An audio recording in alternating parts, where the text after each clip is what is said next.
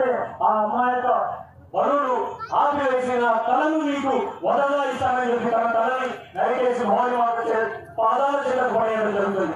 వెంటనే భవాని మాత దర్శనమిచ్చి నిజమైన భక్తులకి ఎప్పుడు నేను వద చేయమని కావచ్చు, జంతు బలులు చేయమని కావచ్చు నేను కోరలేదు.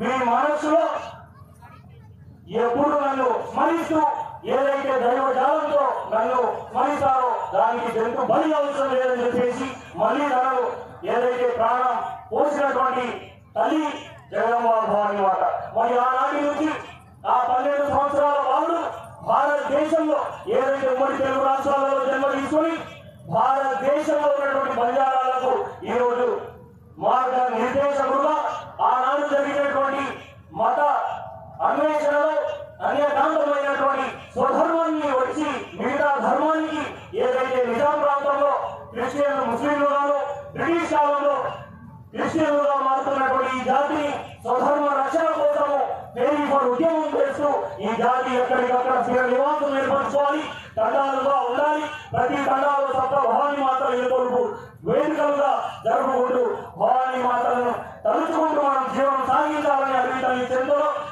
ఏదైతే పంచభూతాలను ఆరాధించేటటువంటి జీవులుగా మనం ఉండాలని చెప్పేసి చిత్రమూల చేస్తూ ఆర్థిక అసమానతలను సమతుల్యం చేయాలి. ఆనాటి రాజులు బ్రిటిషర్లు నిజాంలకు ఎదురుగా నిలబడి దేశ రక్షణ కోసం పోరాటం చేసినటువంటి ఈ జాతి ఈ రోజు అడుగుల పాలైంది.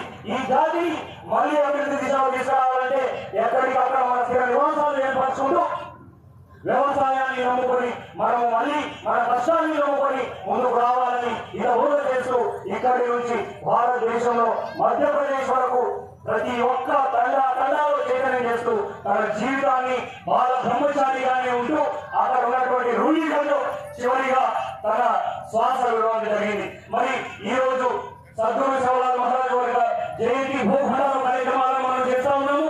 తను చెప్పినటువంటి చాలా మాటలు ఉన్నాయి. కేవీ భద్రముతో భూజముతో కేవీ ధర్మతో అంటే ఎవరిని పూజించకండి, ఎవరిని ఆరాధించకండి, ఎవరిని ప్రేస్ చేయకండి, ఎవరికి భయపడకండి. ఎవరు ఈ మాటలు చెప్పింది? వివేకానంద కంటే ముందే సద్గురు శివలాల్ మహారాజ్ ఈ జాతికి చెప్పిపోయాడు. అహింసావాదం గురించి గాంధీ కంటే ముందే ఈ జాతికి అహింసావాద సిద్ధాంతాన్ని బోధించినటువంటి వ్యక్తి. ఈ రోజు ఆర్థిక సంస్కరణల గురించి తన చరిత్ర చూస్తా ఉంటే నాయక్